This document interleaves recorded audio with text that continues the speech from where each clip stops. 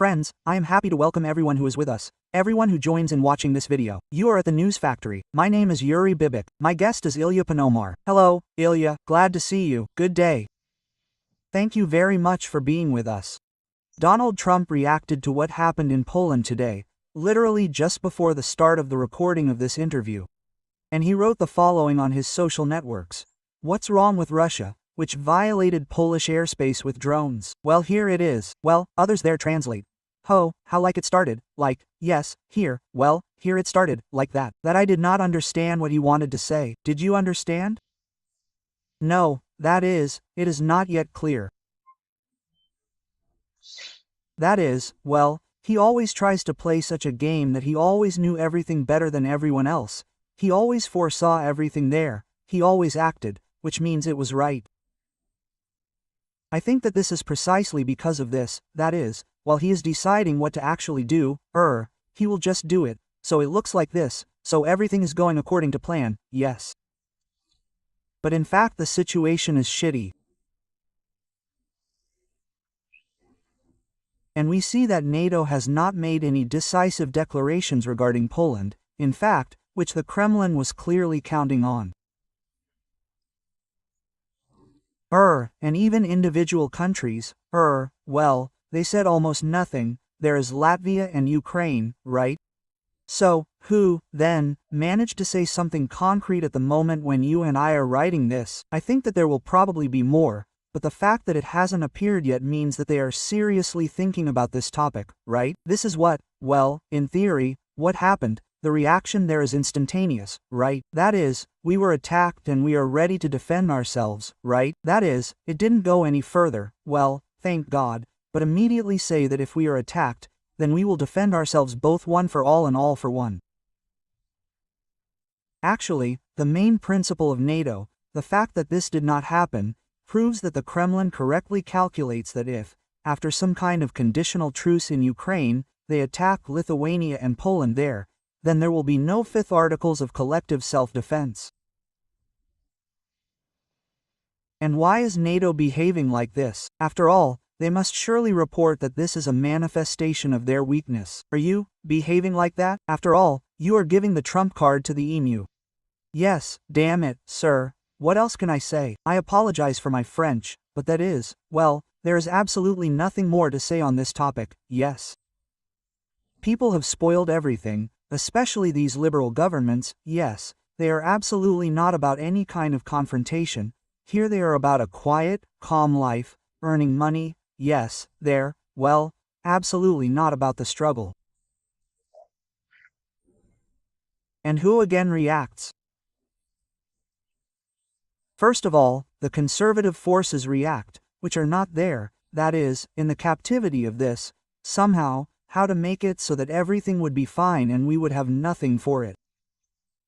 Therefore, there is Poland, yes, that is, it means that there, the United States and even, that means, those whom we always write down in Putin for stairs, there is Hungary and Slovakia, that is, their air force raised the air, the rest did not.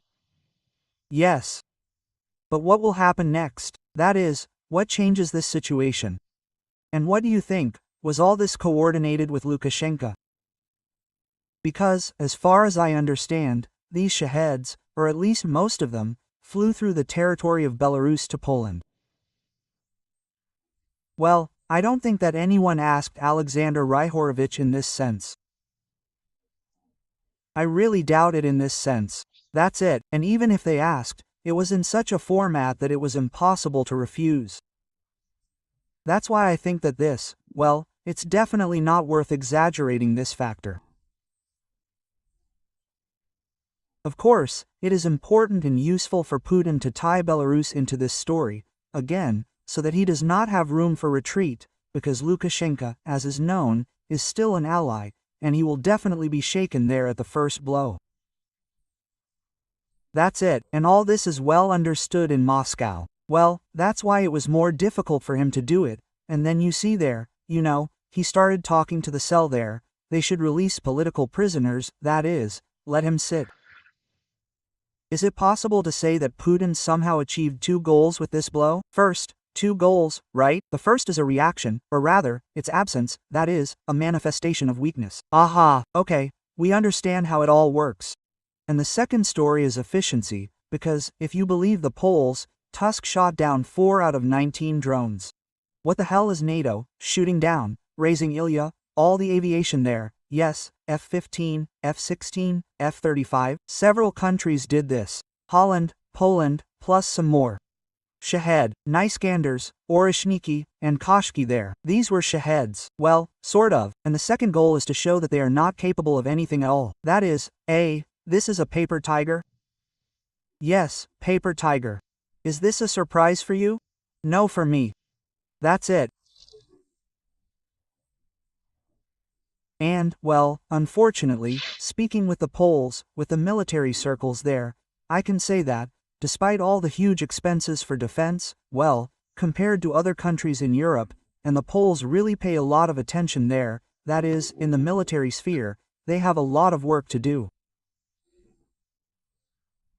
I really hope this is one-sided. This is a two-sided story, right? On the one hand, well, you're absolutely right that Putin had a political task, but also a military one, which means checking air defense. That's how it all works. This is an important story, and it is very reminiscent of the reconnaissance of the battle before a possible escalation in the future. That's it. But in addition to this, it also awakens the collector. That's it.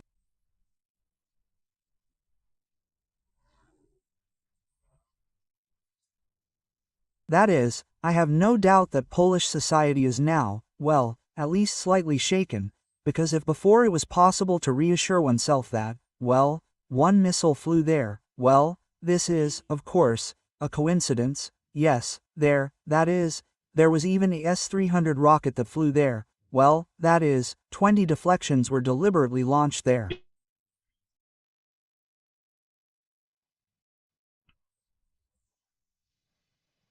Yes, 1, 2, 3, yes, I hear you, good. Yes. We lost connection with you. You said somewhere that it will be diverted somewhere, and now you're gone. Yes, when fish are rejected, it is understandable here. Randomness, yes, there it is unpleasant, but randomness. And then he fell on the knife 20 times. It cannot be when there are 20 pieces that it would be accidental. It can only be purposeful, right? Accordingly, the society must understand that this is no longer a bell, it is for a bot, and that it is necessary to borrow technologies from Ukraine to fight against the Shahed, and the military is taught in a special way for this. But the most important thing is directly preparing for war. Tell me, please, do you see that, for example, NATO can take matters into its own hands and react decisively? After all, they are there, yes, they are convening, as I understand it, their coalition and activating the fourth one there. This is the fourth point of the NATO Charter. That is, something must follow, because, well, silence will not work either. Well, you can be silent, well, as it were, yes, and say something, condemn, express concern, all this is accepted. But somehow something needs to be done, because if nothing is done, well, then it will be worse. And what maximum are they capable of? Yes, here is NATO, the collective alliance. What maximum are they capable of? How to answer Putin? To be honest, I don't really believe in NATO. That is, I can say that what from my point of view should be done, yes, that is, a single program should be made. Maybe it will work in parallel with the European Union program, but here the technical aspect of it is very important. Precisely the transfer of Ukrainian technologies to the troops of the NATO troops and, above all, to the eastern flank, because, well, there is now what is being done, that the European Commission has allocated money for financing national investments in defense. But, first of all, it is a pure mechanism. That is, there are exactly the same liberals, the architects of this history, led by that Kubilius, right?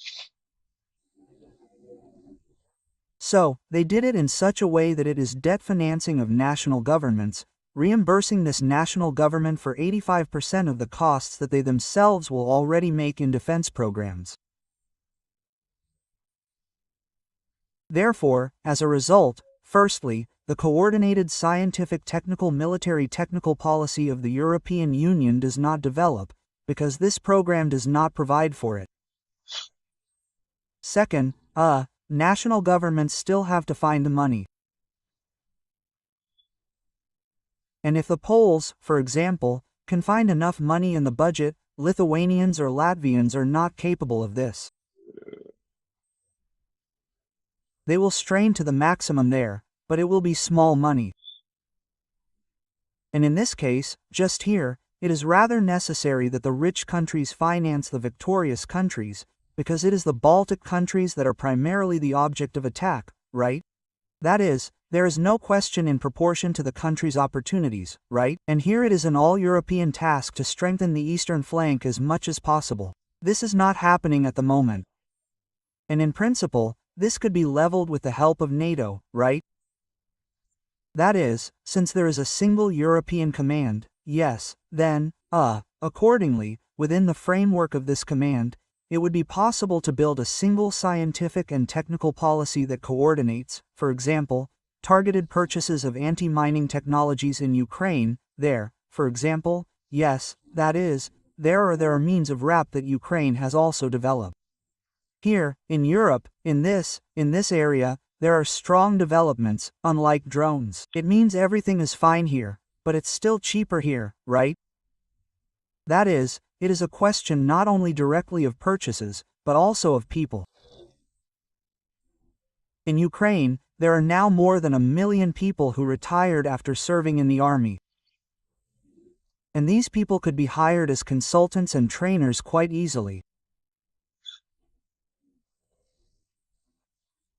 And even form some military units from them in order to protect the eastern borders of Europe. This would be quite, so to speak, in the spirit of history. Let's see if it will work out that way. Well, it might be nonsense, yes, that NATO, here is Europe, in particular, yes, they will quickly understand that we have big problems, we need to prepare. We need money plus technology, plus rearming and everything else. And they will start to do it, but at the same time, the warring Ukraine will not receive either anything at all, or at least in the proper amount what it received in terms of money, weapons and everything else, because they will spend it all on themselves. That is, they themselves will strengthen and prepare for this war. Is it possible? Well, look, of course, everything is possible, yes, because the limits of human stupidity do not exist, yes. But at the moment, in Ukraine, we have the entire market for all kinds of drone technologies and modern innovations. It is somewhere between $4 and $5 billion.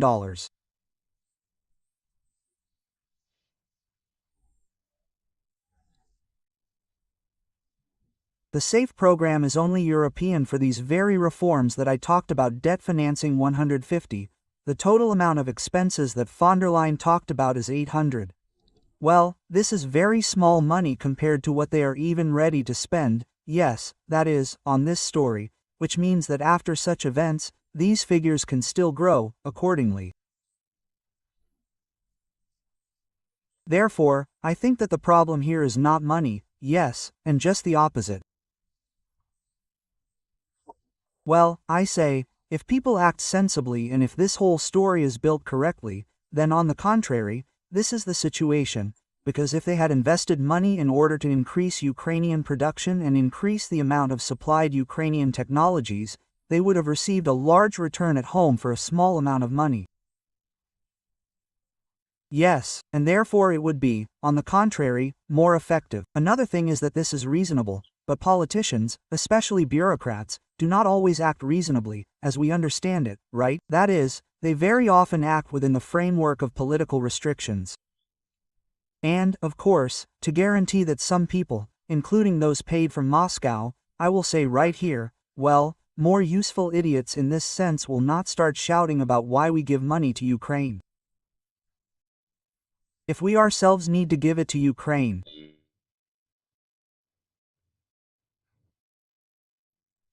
Yes. And I'm probably trying to connect the unrelated, but it's still interesting.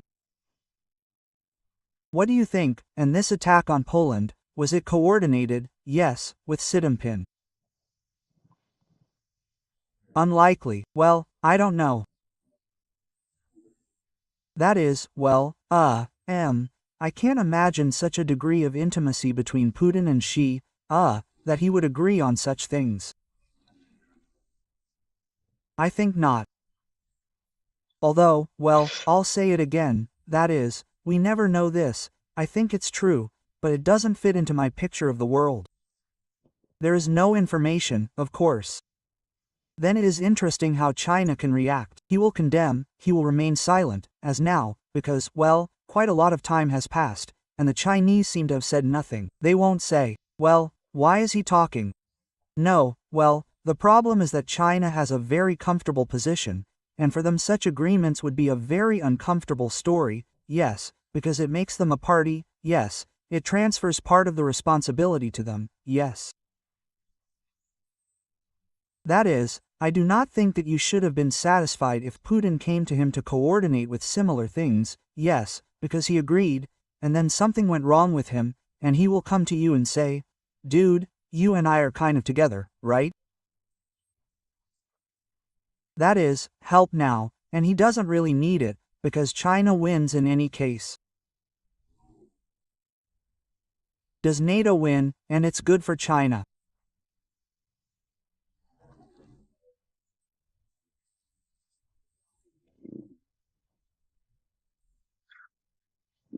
That's why it would be wrong to inform about it through intelligence channels, so that there would be no surprise for the ally.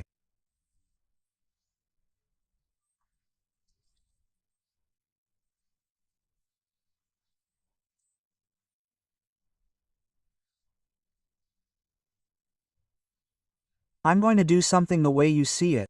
This is completely different. Before we get to the subject of the peace process, I want to ask about one more thing. Today, the media reported that bases will be built near Minsk, or rather, bases are already being built, which, well, would be capable of deploying Orishnik missiles. The journalists of the SKMI publication reported about this. And what are they preparing for? Yes, Putin. This is purely for Alexander Grigorievich, yes.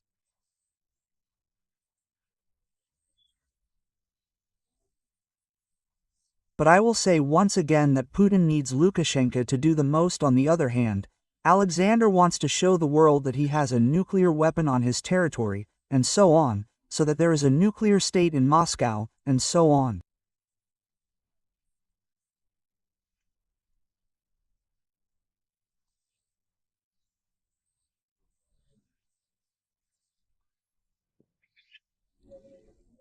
He, in my opinion, is such a straw man in this sense stellite. But the main interest, of course, is Putin's, yes, that is, to bind him to the maximum with blood and everything else. By and large, the deployment of the Rishnik on the territory of Belarus, well, with the military plan, Putin does not need it for anything. That is, for attacks on Ukraine, it is better to keep them somewhere in Astrakhan. That is, to be further away from possible drone attacks there, which means that there are attacks in Ukraine. It is simply safer from the point of view of the location. If we are talking about the threat to Europe from these very nuts, well, they can be placed there in Kaliningrad, yes, that is, on Russian territory, which is even more extended to the west. Why are they placed in Belarus? It's completely incomprehensible. Well, only for such a political game. And how to correctly understand what is happening in the direction of Finland. Because Medvedev wrote either an article or a column there, yes, with threats and so on. And the map of Polov, by the way, here, pay attention, came out the next day and said that, well, listen, you are turning into something even worse than fascist Ukraine. Something like that. And again, it threatens what is happening, because similar rhetoric was, as we remember, on the eve of the invasion, yes, the big war in the 22nd year. Is it possible to compare it? Well, I will say so, they already have a definite habit. And again, there is internal political logic, internal apparatus logic, yes, once you start on this path, it is impossible to get off it, yes, there you demonstrate your loyalty to the leader, and so on. Therefore, when such things appear for the first time, they mean something. When they repeat themselves for the 100th time, they don't know anything. In my opinion, this rather means nothing. This drone raid on Poland, of course, is not an accident. He means, yes, he must be correctly understood and interpreted, yes, there are others 146 statements of Masha Zaharova. Well, that is just a fact of her personal biography. What is happening now with the peace process? Because, well, based on what Vance said, not much has changed. That is, he said that somehow Russia demands 6,000 kilometers of unconquered territory. Ukraine requires a security guarantee, so that there are no attacks in 2 or 3 months, 3 or 6 hours, and so on. That is, how would he say as if it were so that this is all not agreed upon? That is, there is already a base of 90%, everything is agreed, and now we need another 10%, okay, on one side and on the other. Everything is like that in fact. Or how the same Whittaker, for example, yes, Ambassador Prinata, he says the same thing, that practically everything is agreed, there is Russian language, church, and it seems like everything is being agreed upon. That is, have we really reached the finish line? No, well, that's practically all of it, rather, such a curtsy towards Trump, right? That is, here since Trump all the time says that this is our progress and so on, therefore, his people do not want to contradict the leader, and so, accordingly, similar things are said. Well, that's how these 10% will start and end. That is, well, on the one hand, of course, you can say that there are a lot of technical things discussed, but the remaining 10 are just fundamental. Yes, I remain with the same opinion that I had for a long time, and it has not changed in any way. I believed and still believe that it is possible to come to an agreement. I believed and believe that it would be profitable and more profitable for Putin to negotiate than to fight. That he needs victory, he needs to announce it in some way. But, unlike Trump, he doesn't need victory at any cost. Therefore, he is ready to wait, he is ready to pressure, he will arrange provocations, he will separate everyone, manipulate and so on, that we, in fact, are watching. Therefore, when someone is there with me from friends very actively argues and says that this is, well, what a peace agreement, that you are living in some illusions, I say, look, we can check it only, so, in the end, yes, there will be or not. I'm not talking about what will happen tomorrow. And, well, Putin is in no hurry, objectively in no hurry. He believes that he is still there on the battlefield, at least a little bit, but he is moving forward, accordingly, at least a little bit, but he is improving his negotiating position, that the West continues to stand up, which means that these are all these provocations and divisions, but in the end he needs victory. Victory is very necessary, because in Russia, too, the elites and the people are tired, and there is also very serious pressure on him and inside, and everything is not obvious in the economy, so he also needs this, he is just in a hurry. In an interview with ABC, Zelensky, in my opinion, told such an interesting episode, when, therefore, Vitkov, who arrived to Putin in Moscow, according to Zelensky, Putin told him that in 2 months I want to completely capture Donbass by the end of the year. Well, Zelensky said that he would not be able to do this. There are such plans. He told the Americans about it, and I think so. Wait a second, and if I were in Yudkov's place, how would I react to all of this? That is, Trump publicly comes out and says that I want peace. Putin would like peace. Everything should be set for peace. Let's have peace, peace, peace now. That is, he justifies it as much as possible. And it turns out that Putin says to his associate, his special representative, we will definitely take Donbass by the end of the year. That is, well, how should the Americans react in such a case? And secondly, maybe it was a bluff on his part. That is, we will take him in any case, but put some kind of pressure on Kyiv so that they left there themselves. And this is how to understand it correctly. Well, of course, I'll say it again, bluffing and trading, standard, completely Putin behavior, obviously. Well, Westerners, yes, they are impressive. They take many things at face value. That's when they are told with a bold, confident look in their eyes that we will take everything away. They say, what if they really take it away? Yes? That's how we will look in this situation, yes? That's why Wojtkov, not being a foreign policy professional, yes, that's why he's doing it, because he's a bit used to the other from business. That's it. And, well, I'll say it again, well, we have to react to it correctly, assess it and react to it. And in Washington, too, there are adults who correctly assess and react. That's what I cut off. It seems to me that he perceives everything inadequately. He tries not to quarrel with anyone, but it seems to me that, in general, that is what is happening.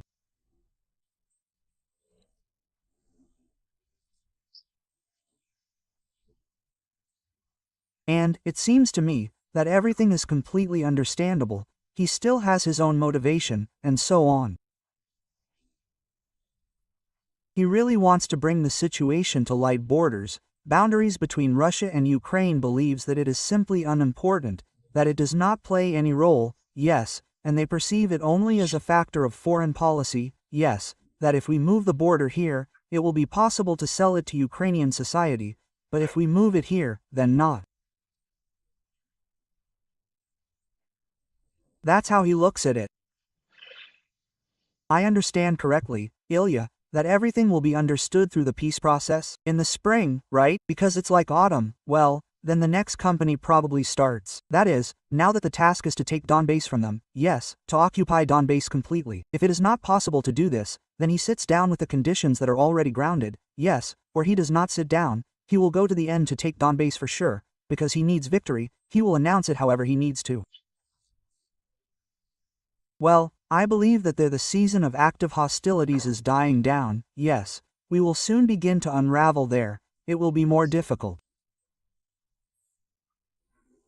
It is more difficult to fly drones in bad weather, the weather is difficult. That's it. Therefore, I think that the intensity of hostilities will objectively decrease, and the intensity of negotiations will no less objectively increase. And I do not rule it out at all, and maybe I even hope, yes, that by the end of the year, maybe the parties will come to something, but, he says, there, I would give my head to be cut off, no, I wouldn't give it, right? That is, but I believe that the probability of this is quite high, and Washington is also very much hoping for it. I have a last question, if you will. What do you think about the story with Simonin? What kind of story is there? Well, that is, the girl has, well, the disease is quite, unfortunately, standard, although dangerous, right? That is, she is promoting herself as much as possible. She is simply trying to promote herself on absolutely everything there is. I would already be ready to go to the front and let me die there, right? That is, here, but I can't, the kids don't give. Well, what? Thank you very much, dear Ilya, for a great interview. Take care yourself, please, see you soon. Thank you very much, happily.